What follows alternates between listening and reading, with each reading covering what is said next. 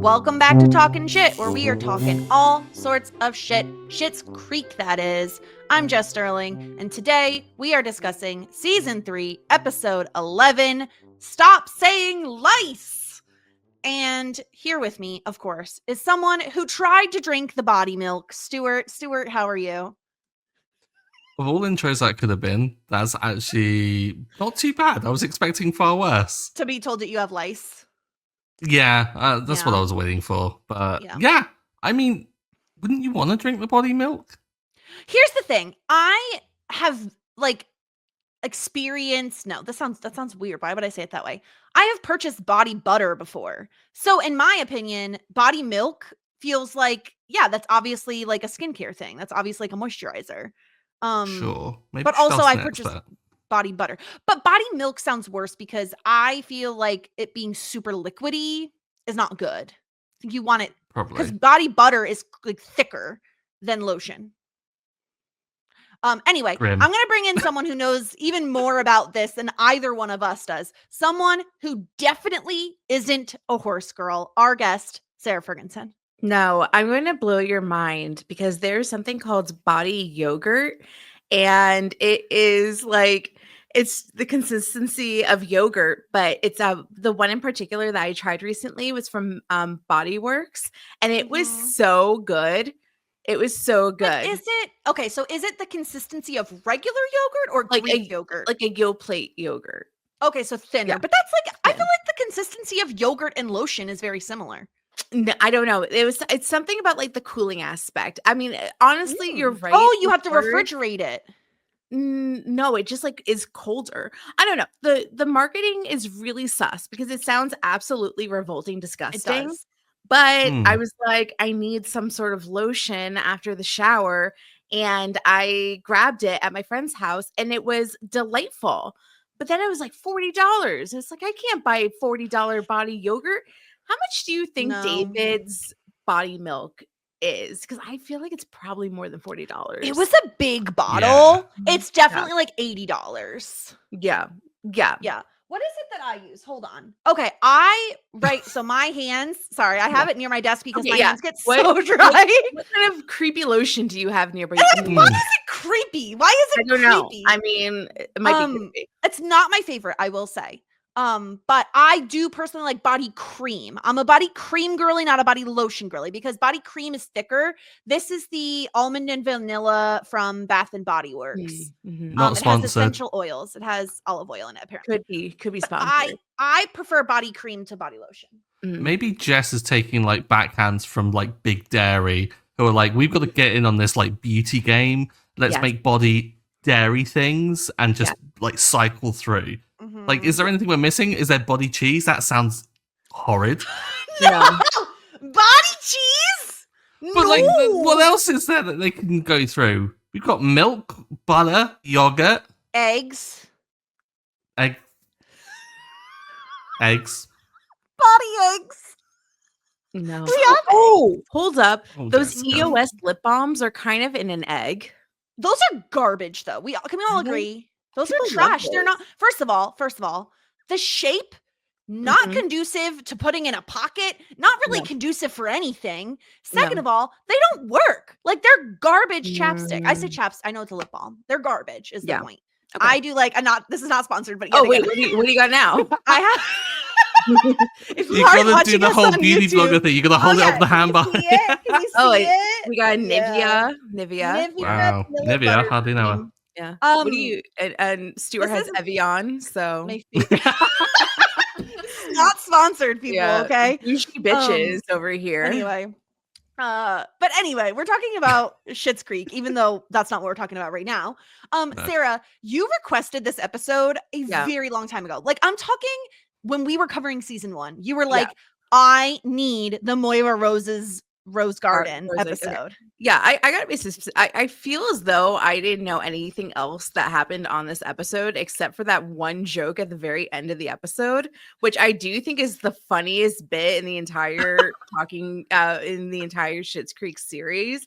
It cracks me up, but honestly, I would have never signed up for an episode that talks about lice. I feel like the fact that I am here and I have to talk for 45 minutes to an hour about lice, I'd rather drown myself. But You chose this for yourself. I know, but like I don't know how I got here because I don't like bugs. I don't like the outdoors. I don't like horse girls. I really don't like horse girls. And I don't like lice. And just lice in general gives me the heebie-jeebies and scabies too, and ticks and fleas. I hate all little bugs that are on other things. And the fact that I have to talk about it, but that is my fault because I literally was just like, give me the episode that has Moira's Gardens roses. And literally the title is Stop Saying Lice. Oh, I didn't ask. I just said, get me that episode. And you said, okay. I was like, what season is it? Is it season 1? You're like, no, it's season 3. I said, that doesn't sound right, but okay. Is hilarious because I'd come into this expecting you to come in with an anecdote about lice, like an outbreak in your school, and you being like the only one not to get it or something. But the garden? A small tag-on joke at the very end. Yes. I think it's the funniest shit in the galaxy. I really do. I have no antidotes of lice except for the fact that I remember in elementary school there was like lice day where everybody like lined up in the gym and they were inspecting for lice. Ew, yes, I remember this. Did they do this in the UK, Stuart? I remember this. Ew. No, we used to just we used to just get like letters sent home going, oh, someone's had lice. Make sure you clean your kid's hair. And then they'd give you the free combs and I feel like it never really happened. had outbreaks, though. It probably happened around the same time as like scoliosis checks. And if like you either had scoliosis or lice, your social capital plummeted to the floor. So I was just like I was like, I'm already so unpopular. Like, please, my God's up above. Like, please don't let me have lice. I can't handle this. This would be so bad for my social life. And thank goodness I never got lice. But then again, like I said, I never went outside as a child, still very pale. So I was safe. Wow. Yeah. Really brought up your social capital. All I remember about lice with school was like they would check your head with a comb and then you got to keep the comb. And I remember all day the boys would be like combing their hair and stuff with the comb. And then they would get them taken away in class because they'd be like throwing them. And you know how it is, like kids just messing around with things they got. Did your school just turn into like a school production of Grease for like one day? Grease lightning. That's I envisioned as well. Yeah. Yeah. Everyone's what is it? Not a greaser. Greaser. Thank you. Yeah. Anyway, let's talk about this episode. Let me do a little quick recap and then we will get into our thoughts on everything that happened in this episode. There's a lice outbreak at the motel thanks to Alexis's horse girl schoolmate.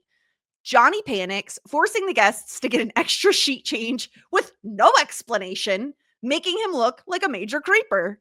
Alexis is caught scrounging for dog lice shampoo by Ted, and Ted is just the best little vet guy ever and offers to clean Alexis's scalp for her. David flips at the thought of having lice and forces Stevie to have a platonic sleepover, despite the fact that Patrick offers him a place to stay. But it is a nice chance to see Stevie and David catch up because they've both been just successful entrepreneurs and really haven't had a chance to hang out much. And they have some like cute little slumber party boy chat, which is fun. Moira, of course, is being honored with a rose garden in town. But it turns out Johnny asked Roland to put in the rose garden and offered to fund it because a theater that was previously named after Moira has had a name change. One of the ushers died in a fire. Moira is not into the idea of her name being memorialized in this town, especially not because her husband paid for it. And of course, when the plaque comes in, it unfortunately says the Moira's Roses Garden 4356, which are not the date of her birthday. In fact, it is the last 4 digits of Johnny's credit card. So that's our episode, Stuart. And he paid extra for them as well.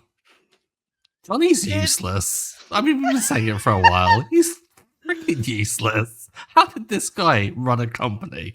I'll never know. It's such a dad move, though, to mess up the engraving and all the. I love Alexis being like, I think they missed an apostrophe. We need more apostrophes. Are we the roses? Are we going to get buried here? Alexis was asking the right questions in that situation. Also, I low-key love how Alexis doesn't know her mother's birthday, because when David asks, what does 4356 mean? She's like, obviously mom's birthday, David. Like, obviously.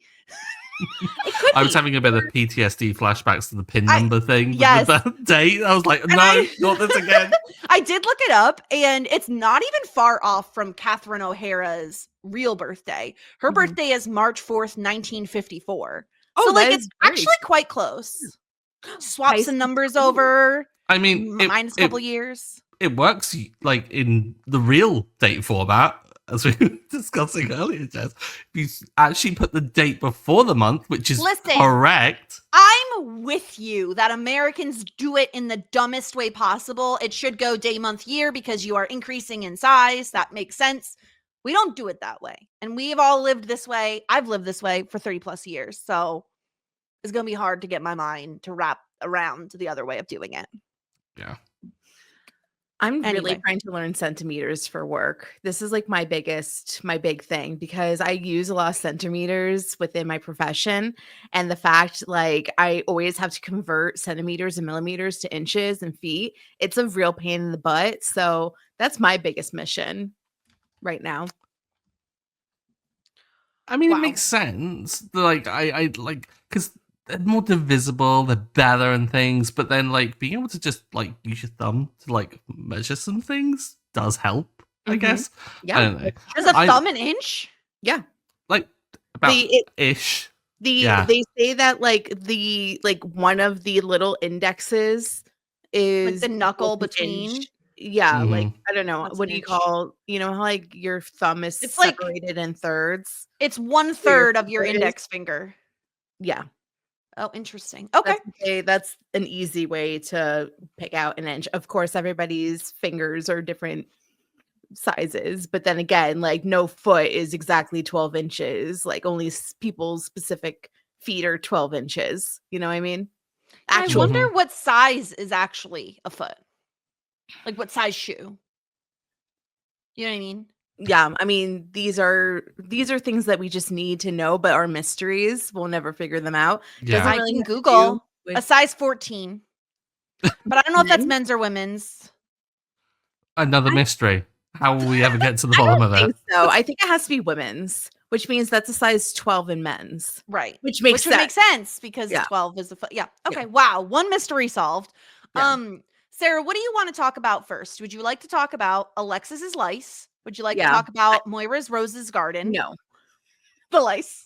Yeah, I need to get it over with, because just like, it haunts me. I swear, if I ever got lice or a tick, if I got a tick, my life would literally be over. So I would have died multiple times. My dogs would be way dead. Like, extra dead. No, ticks are so common around here. Like, and it's getting worse because of global warming, because it's warmer when it shouldn't be. So, like, literally in the middle of winter last year, I found a tick on my dog, and I was just aghast, because that's unusual. Yeah, Belle had a tick, and I almost told her it's time for her to go to the farm, but she could stay.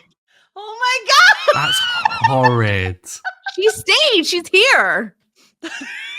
She should be glad. But Alexis gets lice, and I love the move of, like, I'm not going to go to the store and buy lice shampoo because it's far too embarrassing. Instead, I'm going to steal dog lice shampoo from the vet's office. Smart move, I thought. Like, sweat your assets, like, kind of take advantage of all the privileges you've got. And we already know that she's, like, dipping into the cupboards at the vet practice and, like, kind of microdosing through her day, having a great old time. It makes total sense. Plus, if it's gonna be for, like, the pets, it's gonna be that industrial stuff, right? So it's gonna work. Might not help with the kind of glossy hair. I don't know. Maybe, like, it's not gonna be the shiny best. coat. Well, maybe you give her a shiny coat. Who knows? But I doubt it's going to really gel with, like, a good hair care routine. But it'll certainly work. But the biggest problem, Sarah, is that it's not really about the cleaning product as much as it is about combing them out of your scalp. Yeah, that is unfortunate because I wish that was as easy as just shampooing your head and then all of your problems just evaporated. I think I found one thing that could help that. Nair. I don't think anyone should put Nair on their head. Well, I'm just saying that if you put Nair on your head, then you lose all your hair and then you probably Stuart, don't do have you lice have anymore. Nair? Oh, I think we call it Veet over here. Like you put it on and it just Nair takes is away like all a the hair, 90s right? Yeah. brand. I don't even, does Nair still exist? I know there are other brands that make it, but yeah, it's a hair removal thing, which I also think you'd have to still shave your head because I don't know that it would work on like long hair, but I don't know. that just seems awful. I do love Moira saying, I presume you shaved her head. Yeah. Sarah's reaction is literally Alexis's reaction. I'm pretty sure I have a soundbite of Sarah finding out the actual episode that she was told she would be covering today. Let me just play it for you. No! That was Sarah. That's horrid. I mean, seriously, that would be my reaction. And then it's just like, oh, I have to like box up all the wigs and I have to like throw out all the brushes. It would just be so bad. I would really, really die. And like, that's the thing. Like, it's funny because like later on that like couple that was really creeped out was like, oh, like that's no biggie. Like our 6-year-old had lice last year. Like it is very scary to me that the closer I am to potentially having a child, the more I could get in contact with lice is so upsetting. Because kids have lice. That's where like it comes from. And And are gross. Got it from the Newsflash. worst girl. They're disgusting. Yeah. Yeah. And unfortunately, because she lives in a motel, this is like, and she apparently helped Johnny change the sheets in some of the rooms in the motel.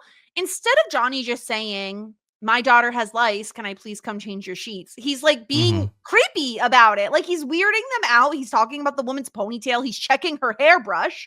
Like, just lie, Johnny. Say your daughter is 6. Like, just lie. I think that's the move, Stuart, is just lie. Yeah. Johnny has this weird thing where he doesn't want to tell the truth, and then when he's given an opportunity to lie, he chooses not to. And it's like, buddy, pick the right time to tell the truth and when to lie. Because if you were to flip it around, that would have gone seamlessly. It would have been perfect. And he wouldn't have come off as a massive creeper. But instead, he does. Also, why is Johnny getting Alexis to help him do his job? Like, Alexis doesn't drag him to the vets to, like, go and do all the bookings or anything. David's not, I mean, maybe he is roping in Alexis. Why is Alexis helping everyone with their jobs? Because she helps David at the shop. I'm sure she's going to end up at the town council at some point. Yeah, especially because she has a job herself. Like, it'd be different if she didn't have a job. But she, first of all, she's going to school and has a job. Yeah. Wow. She really and shouldn't other be doing people's any of jobs. this. Alexis is the best. We've been saying it for a while, but Alexis truly is the best character. Plus, I She's thought her helping hair everyone. looked really good this episode. Despite the lice, her hair looked great. Are you roasting her hair normally? No, I just think it looked especially good this episode. Oh, okay. That was very nice of you. Yeah. We're so used to on Schitt and Eddie shows taught me like making fun of everybody's hair that if I had said to can't you, tell like, anymore. Oh yeah, if I said Felicity's hair looks really good today, it'd be like, well, it's because normally her hair looks really terrible. Yeah. No, I thought the like nice beachy waves looked like really great on Alexis. And I liked the inventiveness to be like, I have lice, let me just put a little headscarf on the top for, temporarily. Just on the top though. Like with all the hair. They're on your scalp, aren't they? Like, do they come down to the bottoms? I can't talk about the Sarah's like, I'm getting itchy. I purely do not know. I do like the fact that she was like, I'm just gonna steal. Like that is that. I mean, yeah. And I really don't think that Ted would have cared. Well, no, because it's obviously what they end up using on her head when he helps her, right? Like, it's very obvious that she's not talking about a new patient Meredith, that she's talking about herself. And I just love it. I love Ted knowing, and he's like, can we drop the whole, like, your friend thing? Like, we both know it's you that has the lice. Like, it was very sweet. I love their interactions. And we've been a lot more intimate than this, Ted. I just he gets her, and like he's kind of, since he's become like more confident and stuff, and maybe it comes about from the kind of maybe a bit of a dodgy situation of being her boss and stuff, but like, I think like the power dynamic is slowly kind of realigning a little bit between them, which is kind of healthy for them. I also love the fact that Ted's love of puns is still being kind of shown when she's like, I don't want to bug you on the weekend, and he's like, bug me. Like, he's just not here for it at all. She's like, and just sighs. But he's having a great time. But he was like, when he was combing all of the lice out, like, he didn't really do it in a way that made it seem as if she wasn't absolutely riddled with them. I was like, this is horrid. He was like lumping them out. Ugh, but here's disgusting. the thing, he is a vet, so I do think like this is kind of the perfect person to be doing this, because like I love animals. They're also disgusting. Like, they get so gross. And if he's had to do this on animals, and as a vet, he's doing all sorts of gross things with animals. So it really is like, he's not going to be grossed out by this, because it's really like, it's at least he said they're attracted to nice, clean scalps. So that would be the only thing that would console me. Honestly, your scalp is so clean, Sarah, despite the fact that you have it's so clean that the lice want to hang out with you because you're so clean. That would change everything around. So the fact that Ted said that really, really helped Alexis and me in that situation. And I think that he looks very good this episode. And I'm used to looking at him and thinking that he's super ugly because of my new favorite movie, Hot Frosty. But he looks good in this show. He has a beard. He's benching 220 or something. 225. Yeah. He's got the guns out. Ted is looking better and better every episode. Yeah, he looks good. Let's talk about David's reaction to the lice. Stuart, what did you think of the shower cap with a beanie on top? If you're going to wear a beanie to cover a shower cap, make sure it covers the shower cap. Like, it's being present underneath, like, was so irritating. So I was like, David, you're telling me that you didn't look in the mirror before you walked out the house? Like, especially what the heck? After Stevie told him. Then he should fix it. Especially because he's about to go see Patrick. Well, this is the thing. He's still operating under this pretense that there's nothing really happening, that they're just business partners. I'm just like, buddy, come on. No, we're all seeing it, right? Do you think that it's not obvious to him? And he's the only one that doesn't see it? Because he doesn't have like great self-confidence within himself, so he can't imagine that anybody would be interested in him like that. Or do you think like he knows and he's just like too bashful to share it? I think it's multiple things. I think it's he doesn't want to assume that Patrick is into him because he's playing it safe. I think that's certainly an aspect. I also think because he mentions this at the sleepover with Stevie about like, I forget exactly how he worded it, but the way I interpreted it was, I don't know what his sexuality is. Like, I don't know if Patrick is straight or not. So I think there's that aspect too. Like, maybe he thinks he's just a nice guy. And I also think because they're in business together, I think that also really complicates it for David. I think he has a lot, both monetarily and like emotionally invested in the store.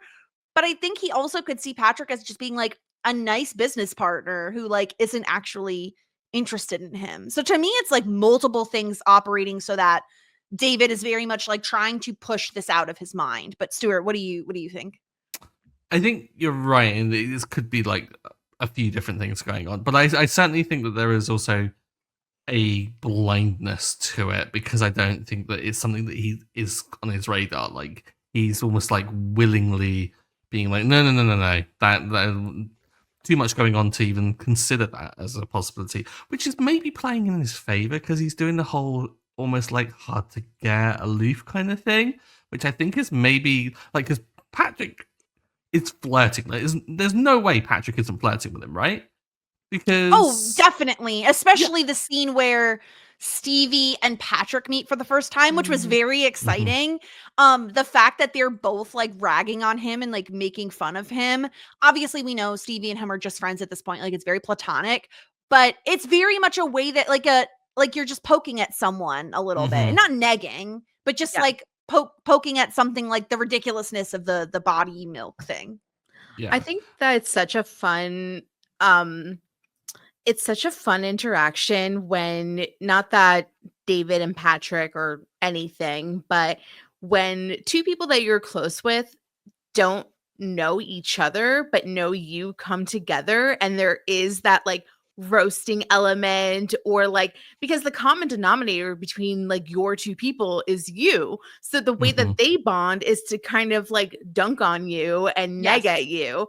And I think like that's such like a fun like interaction to like witness. And of course, like David's like, I really hate this like uneven like social dynamic we've got here, like it's like super unfair, but also it's just like it's obviously the dream for somebody that you might be kind of into and your best friend to get on like that. Like that's what you want like the dynamic to be what like Stevie and Patrick were doing. So it was really fun to see, and it's just like, once again, it just like shows like the potential of what their dynamic could be like as a couple and as like a trio of friends.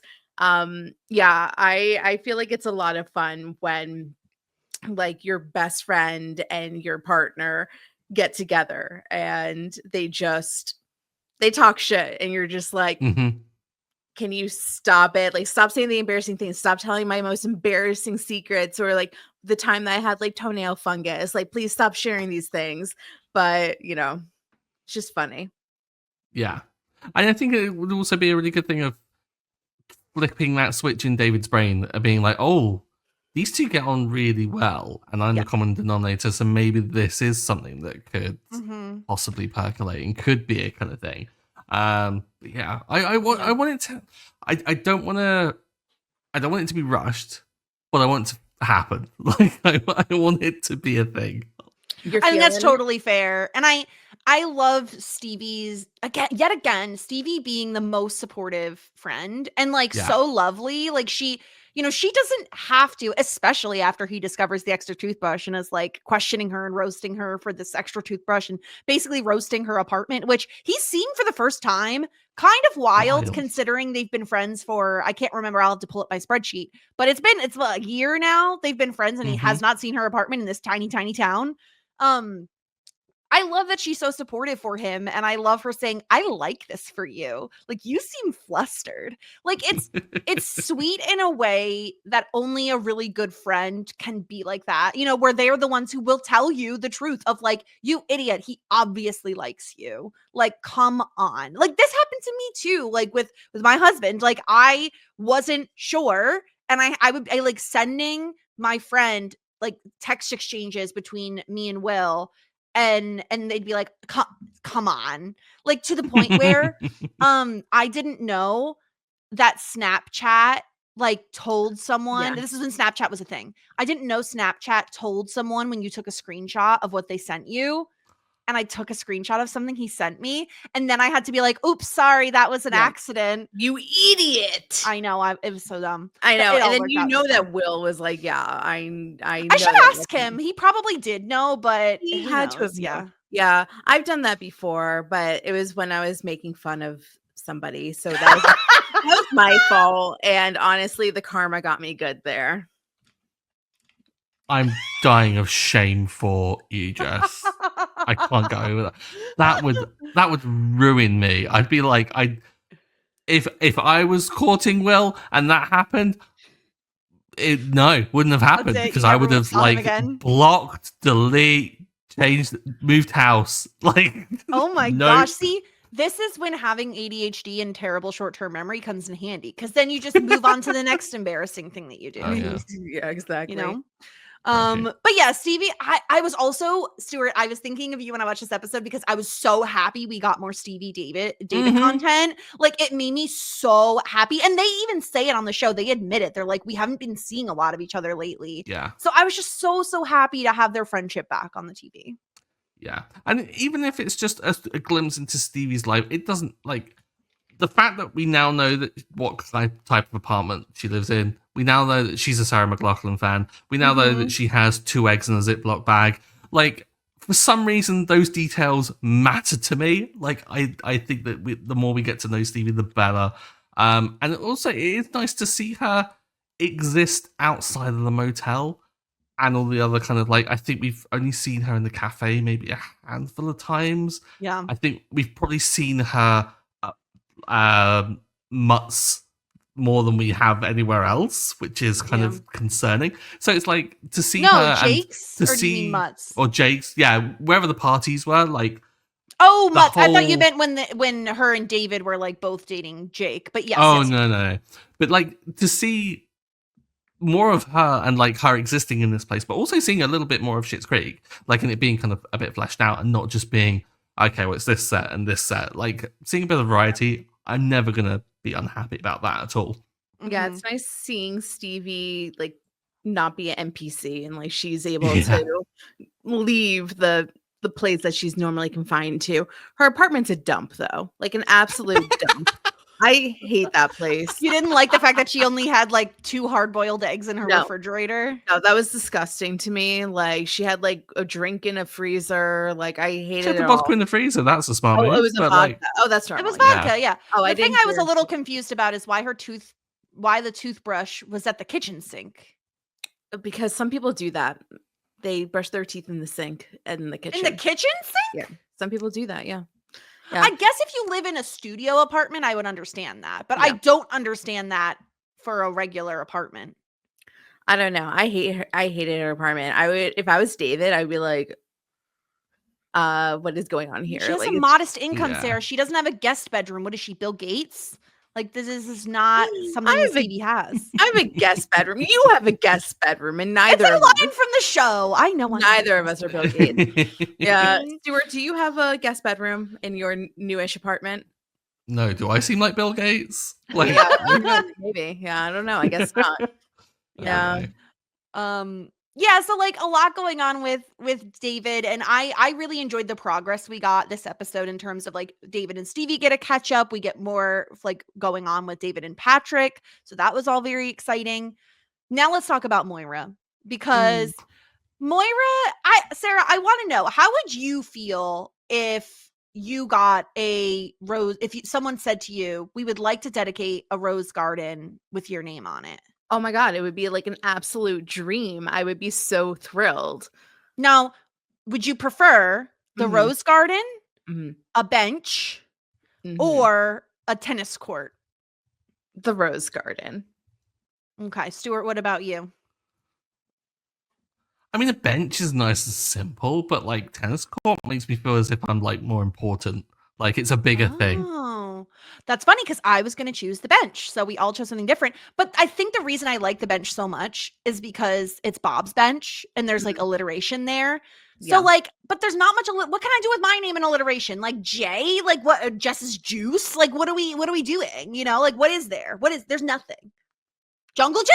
Yeah. Jungle gym is what I was leaning on. I would love a jungle gym in my honor. There you go. There you go. Yeah. You got something. I mean, if we go with alliteration for us, me and Sarah are going to have to find out for things. There's a lot that starts with S, so you'd be fine. I'll just take the rose garden. I'm fine. I don't need alliteration. I just think it's like very lovely. I mean, the theater, you didn't give me the theater as an option. Well, no, because that's Lucy Albion's now. Yeah, okay. It can't be mine. Definitely can't be mine. She died, Sarah. Yeah, okay? I know. In a fire. Which I love the one. They're very conservative with the F-bombs on the show. And so I love that the F-bomb we get in this episode is, who the F is Lucy Albion? I don't know. It's absolutely nobody. Yeah. No, We're all thinking it. I know that he oh my God, why? Johnny? Johnny, thank you. I was just like, Eugene Levy. I was like, no, no, no. I know that Johnny bought it for her, which I thought was like very, very sweet. But if anybody named anything after me, I would be absolutely thrilled. Chuffed to bits, right, Stuart? Chuffed to bits. Yes, bonus points. Well done. Would you want to like turn up with like the big ribbon and the scissors and be like, Are you oh, kidding me? unveiling? I Oh, would make the it the most. dream. Yes, if I could make it the most extra experience, You that would bedazzle the I scissors. would. Yeah. I would like milk it for like eons. Body too. milk it. Mm-hmm. I would body milk. Yeah, it's literally. I think it is one of my dreams to get something named after me. Like I think the reason Moira isn't as excited about this is because she already has like so many things named after her. Yeah. And I think she's a little bit like I guess embarrassed might be the word. Like she doesn't want her name in this town specifically. But I liked the conversation we got with Moira and Jocelyn. Jocelyn is a little too extreme. Let's like I think if you have an allergy to something, you should feel comfortable telling your partner that. And not just, eating said thing and nearly dying. But I like her point of like it would make Johnny happy for you to like accept the rose garden. So you should do that because he's doing it for you. I will say, going into this episode, I was like, Johnny, why are you making it so easy to give you disgruntled pelican points? But then he really turns it around with the rose garden. Like he messes it up, of course, but it's a very kind gesture that he knew she would be upset. And what did he say? She has a tendency to overreact to things. Yeah. And so he knew he would have to do something, Stuart.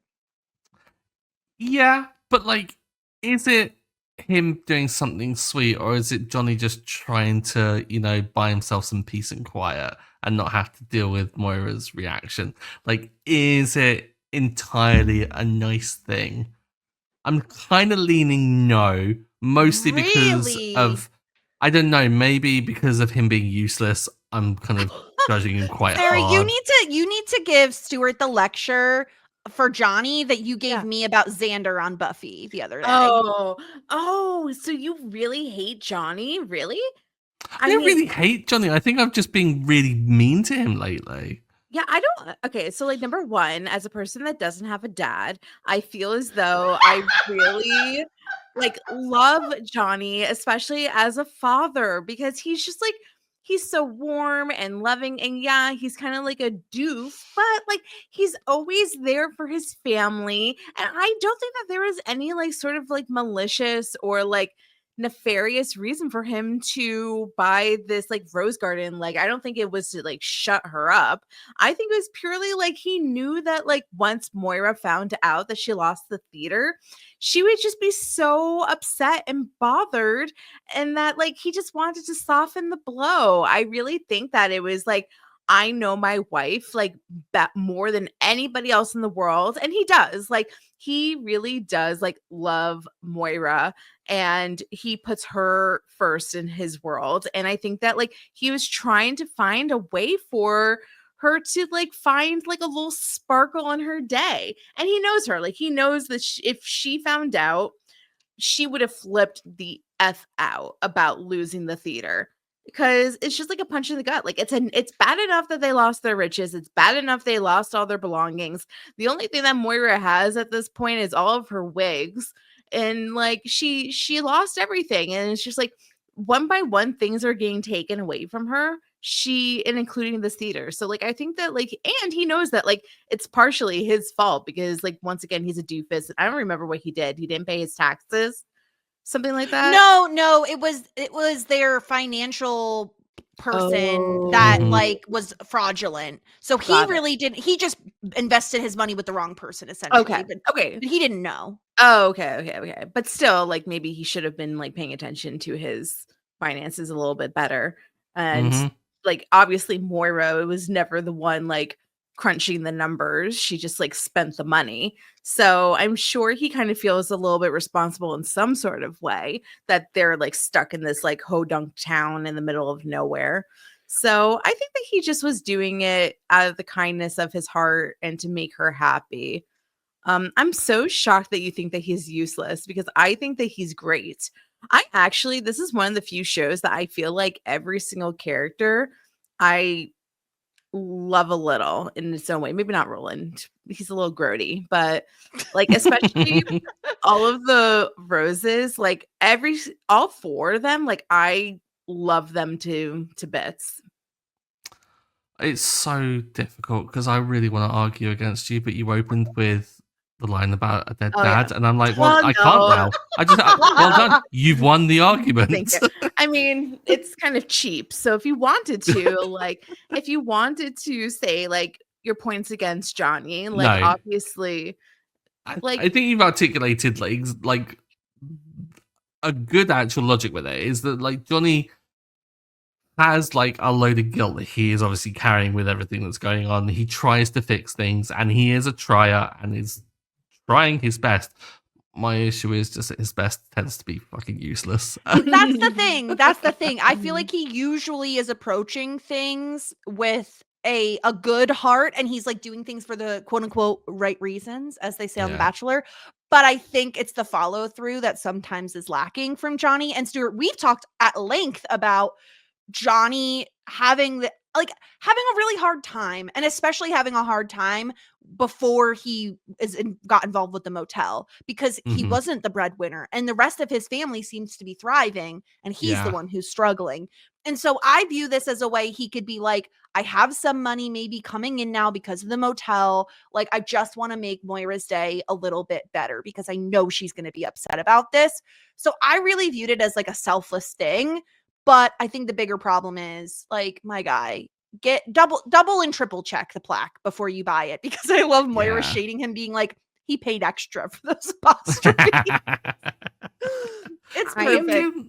It like whether or not like he was successful in what he wanted, like how he wanted to achieve it, he kind of did cheer her up a bit because they all like got together and took the piss out of him. And that did kind of bring her a little bit of joy towards the end. So yeah, mission accomplished. That is true. Yeah. I am so bad at proofreading my work, so I totally sympathize with Johnny because he just needs a good proofreader. Like I do. I like everything that I write is just looks like it's being written by a child. So I'm queen of typos, and I never fix them if I'm talking to my friends because I know they'll get the gist. I don't feel the need to go back and correct myself. They know what I mean. Yeah. Complete opposite. I will Stuart edit, delete to my heart's content. I'm like, no, this is wrong. I don't have time for that. The problem is when you have ADHD, your brain just works so quickly that it's a struggle enough to get everything out like onto the page before it goes away from your brain. So it's like, nope, it's there, it's gone. Boom, done. On to the next. Actually, no. I obsess over it to the point where I'm like, no, what if they misinterpret it? What if they think I'm an idiot? What if I do this? No, worry, anxious. Anxiety. It's okay, Stuart. You just have to realize that like most people think that you're an idiot, not you, me. And then once they know, like, oh, this bitch is stupid, then this is like what Alexa says. No one cares. Yeah, the heat is off. It's just like, it's fine. Like, if you want to think I'm dumb, that's okay. I'll cry about it when you tell me it in a 1-star review. But besides that, it's none of my business. Oh my gosh. Speaking of, anything else we want to talk about before we get into some feedback for the week? Okay, I'll bring us into some feedback. We got a message from Trish saying, I think this episode is one of the weakest this season. I'm not a fan of Johnny's interactions with the guest couple. The biggest positive was Stevie and David admitting they haven't been hanging out as much, which is bad, but it's because they're both doing so well, which is good. Stevie also pointing out to David that what we all can see was a high friendship moment. What do you think, Stuart? Yeah, I mean, it's not the strongest episode. I certainly don't think it's the weakest of the season, though. That was last week, certainly. Like, for me, I don't think many episodes are going to get as trying as that one was. But yeah, like, having the whole Stevie pointing it out, I think is just fantastic. I think it's the dynamic that we've been hoping for ever since the whole thing between them just didn't work out. And we were just begging them to kind of move on from it. So yeah, I love the direction it's all going in. I love the fact that we are getting kind of decent friendship out of Stevie and David, and we're getting Stevie kind of pushing towards Patrick, which is, yeah. Stevie should make all David's life decisions because she's been really good at it so far. She has. Although she has suggested smoking like joints that they found in the hotel under the bed. I mean, no one died, so. True. And she just offered. She didn't say you should smoke this. She's like, would you like to smoke this with me? Fair play. It doesn't seem like the best advice, though. No, certainly not. It could be laced with anything. Yeah. We also got a YouTube comment from Test KF2ZV. Sorry, that was tough. I think that this episode was this was last episode. So this is talking about Sebastian Rain. Sebastian Rain. I think that this episode was necessary in helping us understand why David is the way that he is, because I do think Sebastian played a major role in a lot of David's anxieties and insecurities. So it's hard to watch, but I see why they went there. I also love that we get to see just how protective David is once again. Yeah, completely agree with that. And again, like, yeah, seeing the source of David's anxieties, but seeing him overcome them was a really good thing. So yeah, not to labor the point that I was disappointed with last week's episode, but there were good parts to it, certainly. Yep. All right, let's get into our ratings. First, simply the best, our MVP of the episode. Stuart, who is your MVP? Who is simply the best? It's got to be Ted for me. Like, he was there, he came in with a bit of a jokey no, is it? I don't know. I think the pun's really carrying it. And it was a really short pun as well. But yeah, I'm going to go with Ted. I'm going to go with my instinct on this one. Okay. Sarah, what about you? I think we're going to go with Stevie. I think Stevie was a really good friend to David. I think that she let him sleep over, which at first she did not want to do. And then she gave really solid advice. And I think that they were able to get through the fact that they haven't spent a lot of time together and that like they would like to spend time together. And yeah. And I really liked her interactions with Patrick. That was a lot of fun too. So I think it's definitely Stevie for me. Despite the fact that you hate her apartment. Oh yeah, no, her apartment's an absolute dump, but maybe David can fix it. I don't know. Yeah. I'm also going to give my point to Stevie. I think she gives great advice to David. I think she's a very supportive friend. And I like that she doesn't out him right away when he says, oh, well, Stevie already invited me. Like she doesn't say, no, I didn't. Like she says that to him later, but not in front of Patrick. So I appreciate them catching up and just being, they're just like the best of friends. I love them so much. They're one of the better TV friendships, I think. I don't know if this is a spicy take. I just feel like their TV friendship is one of my favorites. Not on like Joey Chandler levels, but like it's great, you know?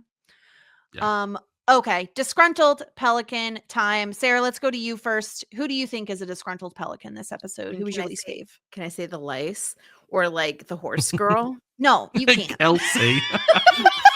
I literally looked up her name to ask the same question. No, you cannot blame horse girl. No. It is her fault though. I know, but like we're never gonna we don't even know what she looks like. I bet she looks like a horse. That's rude. Maybe like Moira because she was rejecting the rose garden, which is so rude. I don't know. Okay. I don't know. I mean, like obviously Johnny was like such a dingus in those times, but he was very sweet. I don't know.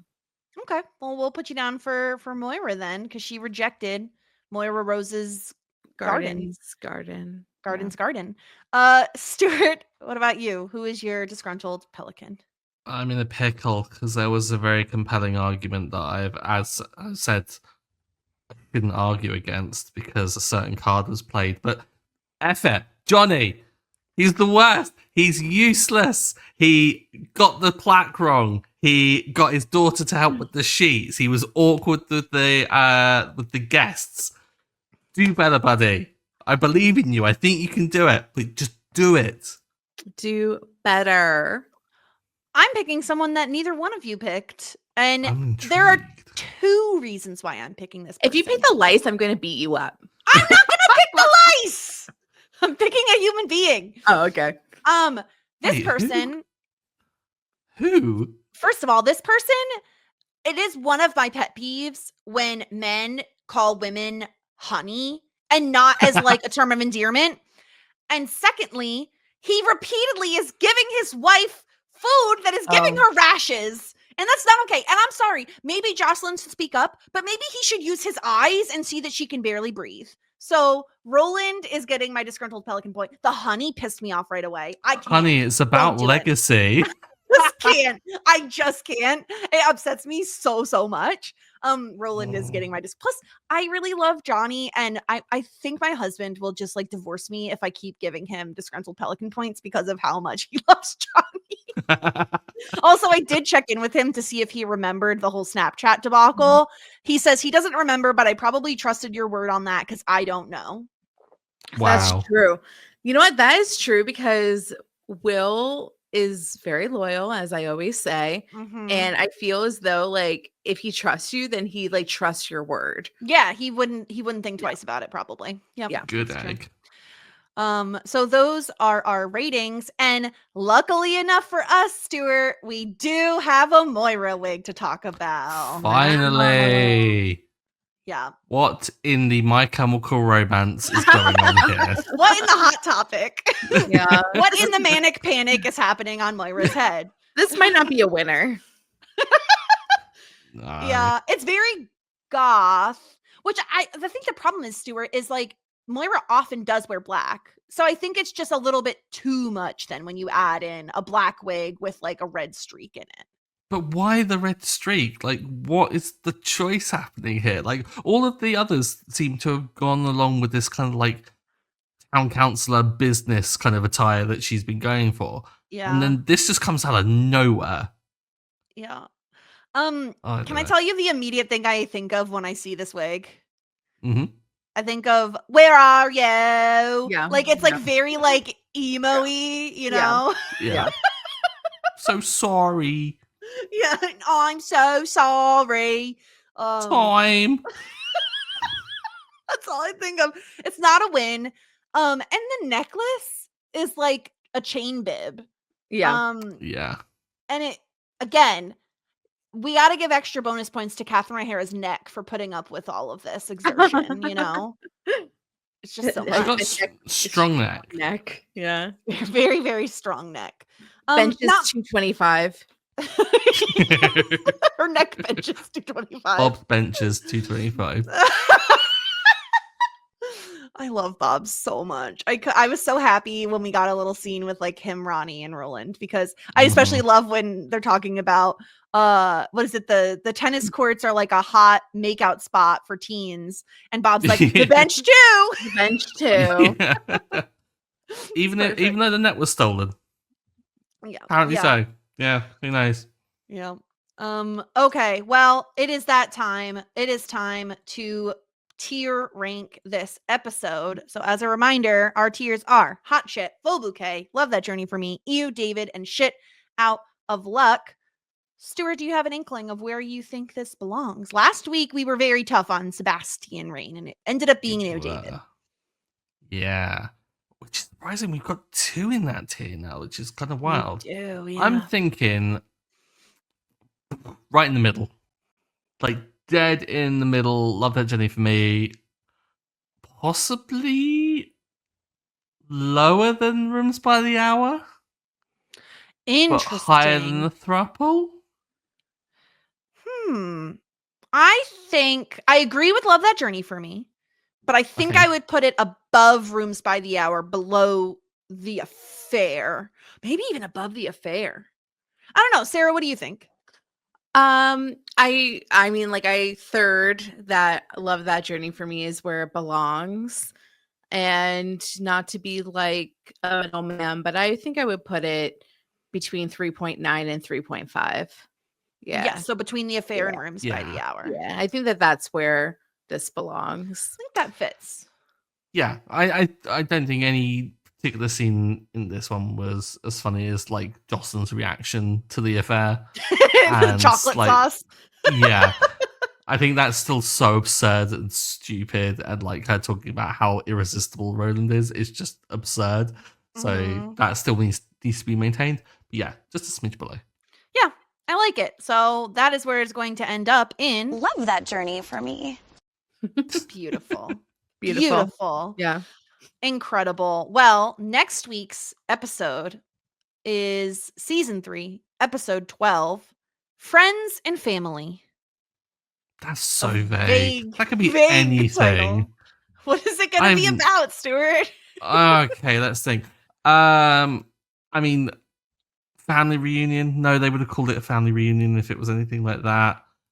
I don't know. Maybe it's just a wholesome episode where, I don't know, Who's to say? everyone comes Not together. me. I have no thoughts. All right, well, that is for next week. Thank you so much, Sarah, for joining us and talking about lice, even though you didn't want to, even though you signed up to do it. You got through it. I did get through I'm it. a survivor. I had a lot of fun. Where can people find you if they want to see more of what you're up to? Yeah, Jess and I do Shit 90s Shows Taught Me. We cover Felicity and Buffy and other 90s movies. We did this really fun bonus podcast that's coming out, I think, this weekend. Yes, this weekend. Yeah, this weekend.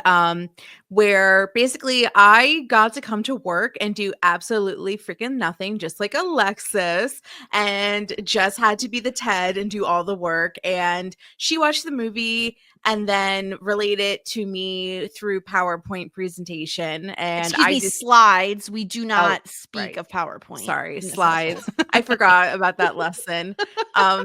And I just got to like listen and react, and it was a lot of fun. And then you can also find me, supporting my fellow podcasters at Whirlwind Pods that cover everything from Doctor Who to Pretty Little Liars to Veronica Mars and pretty much like everything in between. So check us out at Whirlwind Pods and at Shit 90s Pod. Incredible. Stuart, what about you? Are you now on the blue ski? I am on the blue ski. Yeah, Stuart drinks tea on all the socials. Yeah, we don't talk about the other one. Get that in the bin. Yeah, not anymore. Yeah, blue ski's fun. It's got like old school Twitter vibes. I like it. Yeah, blue ski's popping off right now. So yeah, find me at the Jess Sterling and over on Shit 90 Shows Taught Me, like Sarah was saying. We're having tons of fun over there. But in the meantime, next week we'll be covering season 3, episode 12 of Schitt's Creek. Make sure you're following us and subscribe to us on YouTube because we want to get up to 200 subscribers, people. So we appreciate every subscriber we have. And until next week, warmest regards. And best wishes. Tweet us on Facebook or leave us a review and you say, yeah, okay, I think I will.